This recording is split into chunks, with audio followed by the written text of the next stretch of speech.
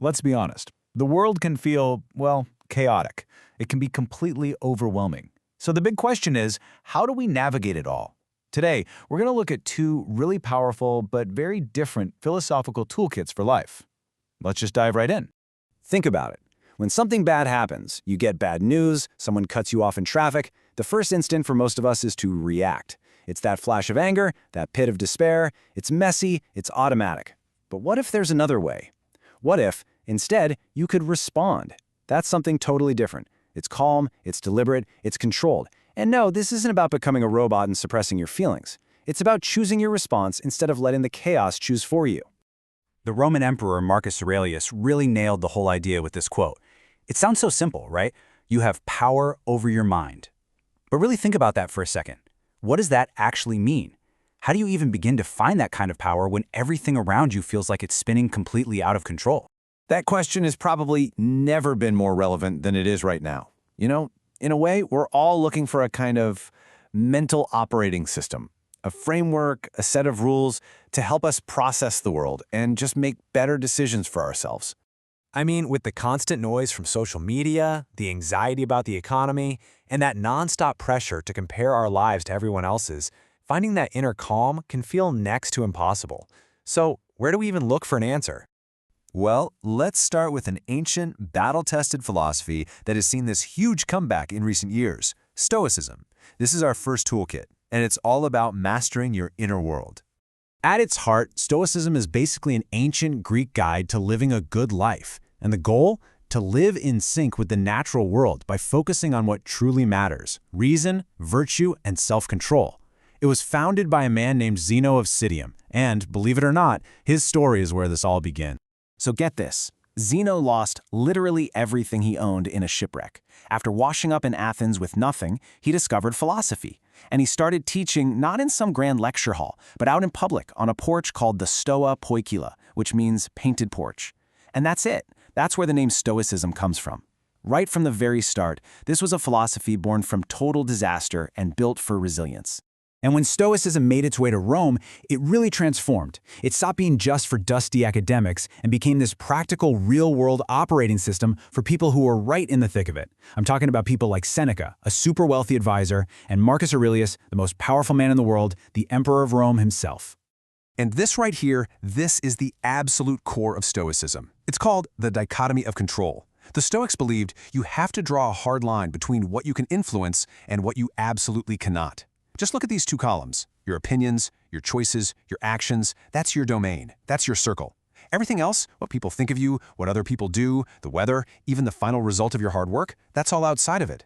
The Stoic secret to a peaceful life? Pour every single ounce of your energy into your circle and learn to accept what lies outside of it. And this is a great illustration of how different Stoic thinkers really zeroed in on different aspects of the philosophy. You had Seneca, who focused on non-attachment as the path to freedom, then Marcus Aurelius, who stressed honesty and fairness above all, and Epictetus, who was born a slave, taught this radical acceptance of things you can't control. They all took slightly different paths, but they all led to the exact same goal: a virtuous and resilient life. Okay, so now for our second toolkit, and this one is a much more radical alternative. If Stoicism gives you a map to find meaning in the universe, our next philosophy, well, it tears that map to shreds and asks a terrifying question. What if there's no meaning to find at all? This is nihilism. It really took off in the 19th century and is often tied to the philosopher Friedrich Nietzsche. Nihilism starts from a really stark premise, that life has no built-in meaning, no intrinsic value, and no grand divine purpose. It's basically a direct challenge to, well, pretty much all traditional beliefs and moral codes.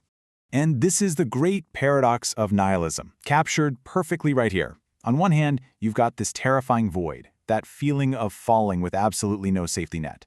But on the other hand, you have a completely blank canvas. If nothing matters inherently, then you are totally 100% free to decide what matters to you. It's either a prison of meaninglessness or the ultimate liberation. So we've got two very different approaches on the table. One gives you a framework for finding meaning, and the other tells you to build your own from the ground up. Let's put them side by side and really see how they stack up. This table really drives home the fundamental differences. Stoicism looks for purpose within a pre-existing structure of virtue and reason. Nihilism says, nope, there is no structure, so you have to build your own. One path emphasizes engaging ethically with the world as it is, the other offers you total freedom to reject the world's rules and start completely fresh. It's a choice between order and radical liberty. Okay, so that's all the theory. But what does this stuff actually look like in daily life? I mean, how would you actually live as a Stoic versus how you would live as a nihilist? So, a Stoic's day, it's structured, it's very intentional. You might wake up and reflect on your own mortality. And look, that's not to be grim. It's to make you appreciate the day ahead. You go to work with clear intentions for how you'll act. And you end the day with a journal, reviewing what you did well and what you can improve. It's all about building your character, one day at a time.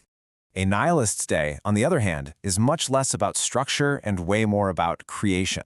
It's all about questioning the old rules of society, figuring out your own values, and finding joy in the freedom that comes with that. You detach from outcomes because, hey, in a universe without some grand purpose, the joy of the process is really the only thing that's real. It's a path of radical self-creation.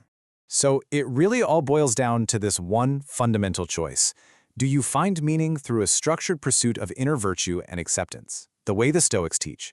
Or do you stare into the void, embrace it, and create your own meaning from scratch, like the Nihilists propose? One offers you a fortress. The other offers you a blank canvas. So, what's the choice? Stoicism offers strength, a fortress to help you endure anything life throws at you. Nihilism offers freedom, a blank canvas to define life completely on your own terms. Neither one is right or wrong, they're just tools. And the only real question is, which tool will you use to build your life?